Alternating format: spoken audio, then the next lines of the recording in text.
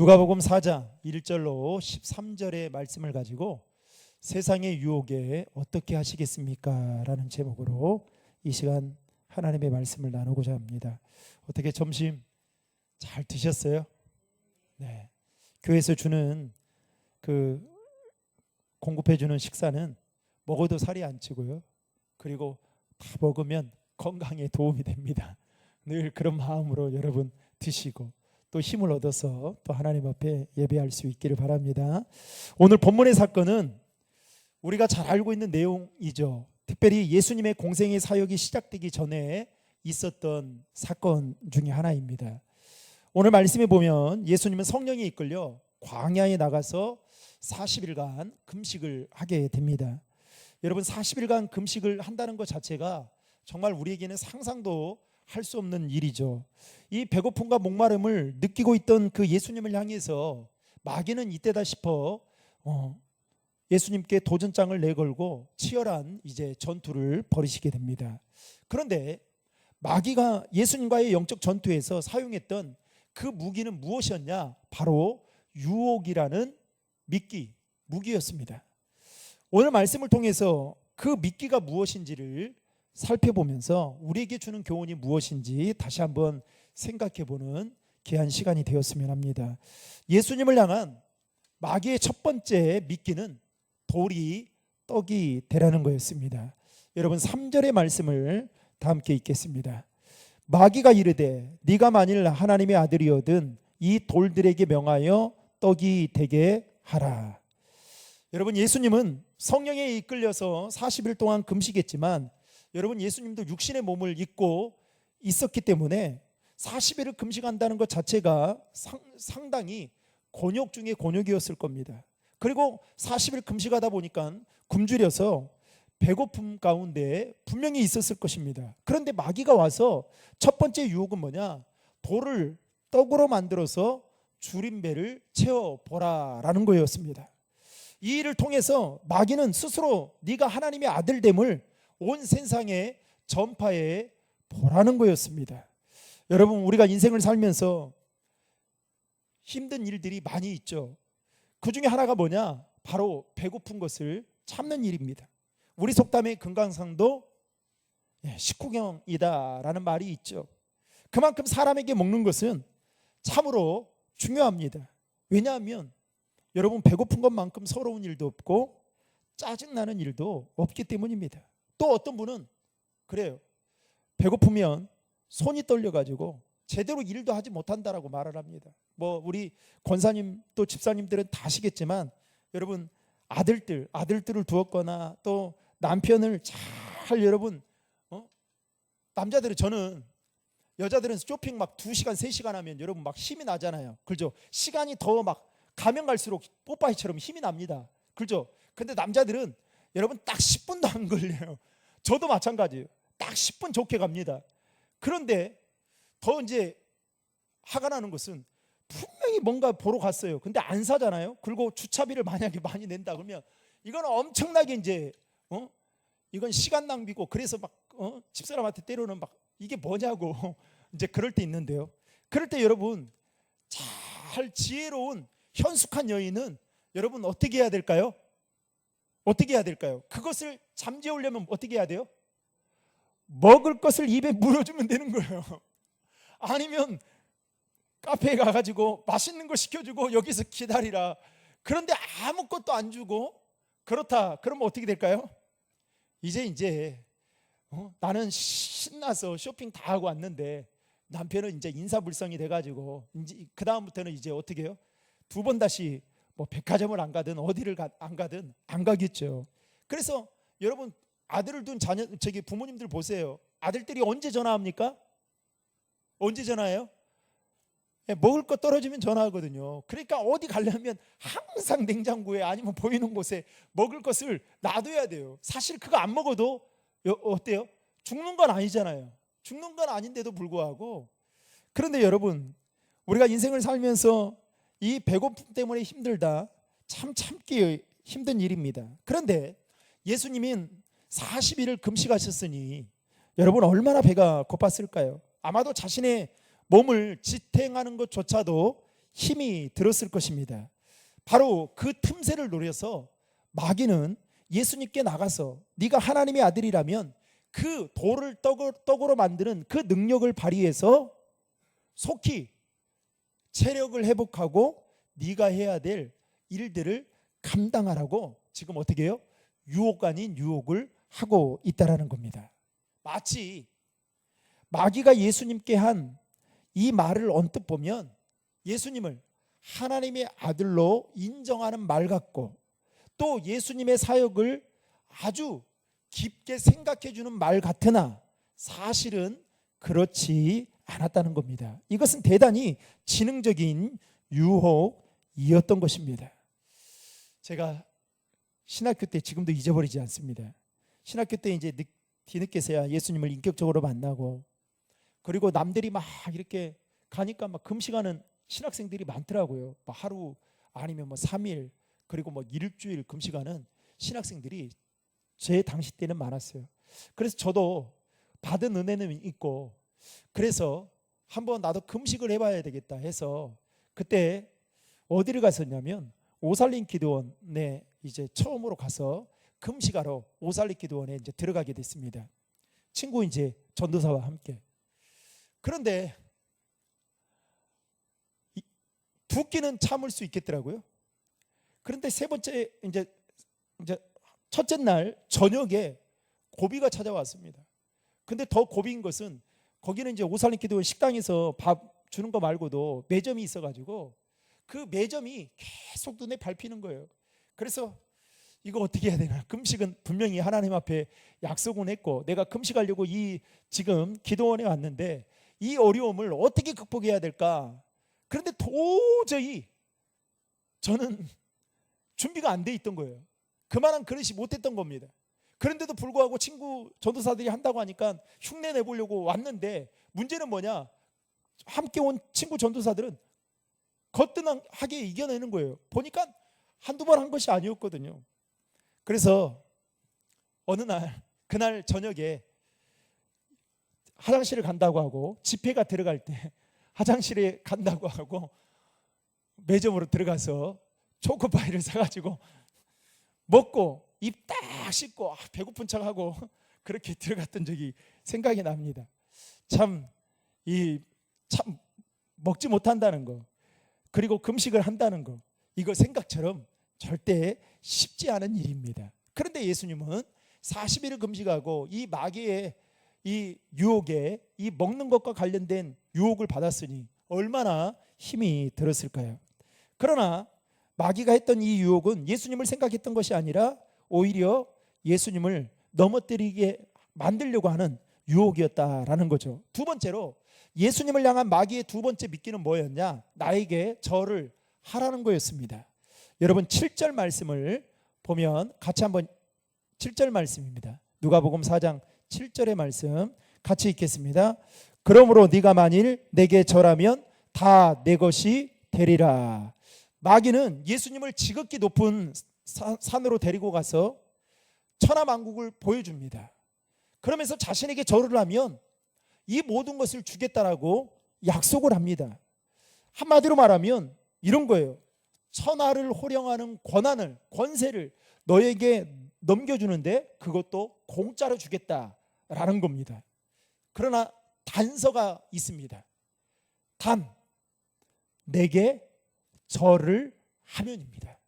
마귀는 이 단서를 가지고 지금 천하를 호령하는 권세를 예수님께 주겠다라고 유혹하고 있는 겁니다.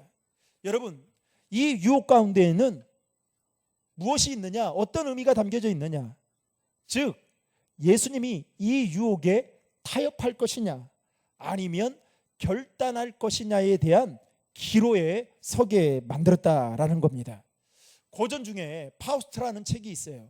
거기에 보면 악마에게 자신의 영혼을 판 대가로 세상에서 성공의 길을 걸어가는 한 사람의 이야기가 이 파우스트라는 책에 보면 나옵니다. 저는 이 책을 보면서 요즘 현대인들이 파우스트와 같이 악마에게, 사탄에게, 마귀에게 자신의 영혼을 내던져서라도 성공의 길을 걸어가고 싶어하는 사람들이 많이 있는 건 아닌가라는 생각이 들었습니다. 믿는 우리들에게 말하면 이런 거죠. 내 믿음을 저버리고라도 세상적인 수단과 방법을 통해서 성공하고 싶어하는 성도들이 있지는 않는가라는 생각이 불현듯 들었습니다. 여러분, 예수님을 향한 마귀의 두 번째 유혹은 사실 예수님에게는 그리 어렵지 않았을 것입니다. 왜냐하면 눈 한 번만 딱 감고 고개 한 번만 숙이면 되는 거거든요. 여러분, 쉽잖아요. 눈 딱 감고 고개 숙이면 절하면 되니까. 그런데 그러면 천하를 다 얻을 수 있으니까 여러분이 인간적으로 볼 때 어떤 마음이 강하게 들었을까요? 타협하고 싶은 마음이 매우 강하게 들지 않았을까요? 그런데 예수님은 타협을 요구하는 마귀에게 단호하게 결단하며 이렇게 선포하십니다. 8절의 말씀 다 함께 읽겠습니다. 예수께서 대답하여 이르시되 기록된 바 주 너희 하나님께 경배하고 다만 그를 섬기라 하였느니라. 아멘. 예수님은 그럴싸한 유혹을 가지고 타협을 원하며 예수님께 천하의 호령을, 천하를 다스릴 수 있는 그 권세를 주신다라고 했지만 예수님은 어떻게 말씀합니까? 하나님께만 경배하고 하나님만을 섬기겠노라 라고 선포하고 있는 것을 보게 됩니다. 즉 예수님은 타협하지 않으셨다라는 겁니다. 사랑하는 성도 여러분, 오늘 또 마귀는 우리에게 타협하며 살아가라고 계속해서 유혹합니다. 너 피곤하지? 그러니까 1시간만 쉬고 오늘 오후 예배, 연합 구역 예배 사람들 많이 오는데 너 안 와도 하나도 눈에 안 띄어. 이렇게 타협하며 쉬게 만들어요. 기도 이렇게 하죠. 너 날마다 기도하잖아. 오늘 좀 하루만 기도 안 하면 안 되냐고. 그러면서 어떻게 해요? 마치 아주 나를 생각하는 것처럼 그렇게 유혹하고 또 타협하며 살아가기를 원합니다. 여러분, 그때 기억하십시오. 예수님은 그 마귀와의 그 유혹에 타협하지 않으시고 오직 하나님께만 경배하고 하나님만을 섬겨야겠노라고 선포했던 것처럼 이 예수님의 고백이 저와 여러분들의 고백이 되기를 주님의 이름으로 축복합니다. 마지막 세 번째로 예수님을 향한 마귀의 세 번째 미끼는 성전 꼭대기에서 뛰어내리라라는 거였습니다. 다시 말해서 성전 꼭대기에서 뛰어내리면 하나님의 사자들이 너를 받들어서 상하지 않도록 만들어 주시겠다라는 말로 유혹하고 있는 것을 보게 됩니다. 여러분, 9절부터 11절의 말씀을 다 함께 읽겠습니다. 또 이끌고 예루살렘으로 가서 성전 꼭대기에 세우고 이르되 네가 만일 하나님의 아들이거든 여기서 뛰어내리라. 기록되었으되 하나님이 너를 위하여 그 사자들을 명하사 너를 지키게 하시리라 하였고 또한 그들이 손으로 너를 받들어 내 발이 돌에 부딪히지 않게 하시리라 하였느니라. 아멘. 지금 마귀가 40일을 금식했던 그 예수님을 향해서 어떻게 해요? 성전 꼭대기에서 뛰어내리라 라고 말했을 겁니다. 여러분, 그 말을 듣는 순간 어떤 생각 들었을까요? 안 그래도 지금 40일을 금식했는데 여러분, 그 정말 비몽사몽 아니었을까요? 아마 하늘이 노랬을 것입니다. 그런데 성전 꼭대기에서 뛰어내리라고 말했습니다.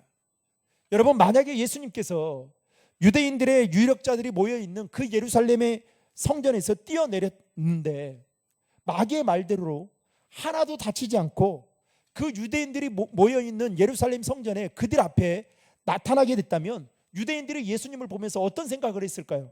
와, 이분이야말로 진짜 메시아구나. 왜? 하나도 다친 게 없거든요. 이렇게 받아들였을 겁니다. 마귀가 여러분 성전 꼭대기에서 뛰어내리라고 한 이 말은 예수님이 모든 사람들 앞에서 자신을 더 돋보이게 하려고 능력이 있다는 것을 나타내 보이려고 하는 유혹이었던 것입니다. 이처럼 이 세 번째 유혹은 나를 더 돋보이는 삶을 살 것이냐 아니면 하나님을 더 돋보이는 삶을 살 것이냐 하는 유혹이었다라는 겁니다. 여러분, 이것은 매우 중요한 일입니다. 왜냐하면 사람은 누가 되었든지 간에 누군가로부터 인정받기를 원하고 칭찬받기를 원하고 또 자신이 더 돋보이기를 원하고자 하는 마음을 가지고 살고 있기 때문입니다. 그래서 마귀는 사람들이 가지고 있는 이 마음을 잘 알고 예수님도 이와 같을 것이다라고 생각을 하고 이 세 번째의 유혹으로 너 자신을 더 돋보이고 드러내게 만들라고 이렇게 유혹했던 것입니다. 즉 너의 의와 너의 능력을 드러내보라고 마귀는 예수님을 지금 부추기고 있는 것입니다. 여러분, 오늘 말씀을 통해서 우리가 꼭 알아야 할 것이 있습니다. 마귀는 시시때때로 우리에게도 동일한 것으로 유혹하며 다가온다라는 겁니다. 따라서 우리가 그 유혹을 이기기 위해서는 여러분 꼭 기억해야 할 게 있어요. 내가 무엇이 되느냐보다도 어떻게 살아야 하는가를 더 깊이 생각하면 이 유혹을 이길 수 있다라는 겁니다. 만약에 여러분 예수님도 어떻게 사느냐보다도 내가 무엇이 되느냐에 관심이 많았다면, 즉 메시아가 되든 아니면 다른 사람들이 인정하는 왕이 되든 여기에 관심이 많았다면, 세상적인 어떤 커리어에 관심이 많았다면 아마 마귀의 유혹에 쉽게 넘어갔을런지도 모릅니다. 마귀가 예수님을 유혹한 걸 보면 여러분 어떻게 사느냐보다도 천하를 호령하는 권세를 누리고 남에게 자신을 우월한 존재로 능력 있는 자로 드러내 보이기를 원하며 유혹했다라는 겁니다. 사랑하는 성도 여러분, 우리는 가끔 우리 자녀들을 위해 기도할 때 이렇게 기도합니다. 뱀의 머리가 되게 해주시되 뱀의 꼬리는 되지 말게 해주세요. 이렇게 기도합니다. 자녀를 향한 부모님의 마음은 충분히 압니다. 그러나 중요한 것은 우리를 향한 하나님의 마음은 여러분 우리가 이 세상에서 어떠한 자가 되느냐보다도 어떻게 살아가고 있느냐에 대해 하나님은 여러분 주목해서 우리를 보고 계신다는 사실이에요. 눈여겨보고 계신다는 사실입니다. 그래서 여러분 세상은 우리가 높은 직위에 올라가고 또 높은 자리에서 그렇게 살아가는 것이 또 자신의 능력이 있다는 걸 증명해 보이지만 여러분 예수님은 그에 관심이 없어요. 여러분 이스라엘 백성들이 430년간 애굽의 종살이로 살았습니다. 그러나 모세를 통해서 그들을 출애굽시키죠. 그런데 이스라엘 백성들의 관심은 어디에 있었어요? 가나안에 있었어요. 그런데 예수님의 관심은 가나안에 있다라고도 말할 수 있겠지만 더 큰 관심은 그게 아니었습니다. 그들이 가나안 땅에 살아갈 수 있는 하나님의 사람으로 살아갈 수 있는 거룩함을 유지하며 살아가는 것이 하나님은 더 관심이 있었던 거예요. 그러니까 여러분 직분도 중요해요. 근데 직분보다 더 중요한 건 뭐냐? 그 직분을 가지고 어떻게 사느냐가 더 중요한 거예요. 그래서 우리는 이것을 잊어버리면 안 돼요.